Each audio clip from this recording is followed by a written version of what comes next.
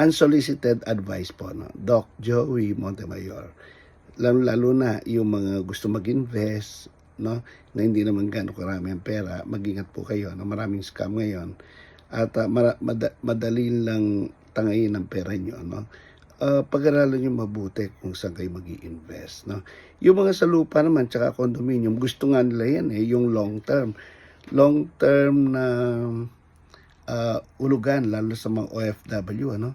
Alam ng mga companies na hindi nyo makakayanan. For example, nawalan kayo ng trabaho, di narimata na. Narimata na yung inulog nyong libo-libo, milyon-milyon.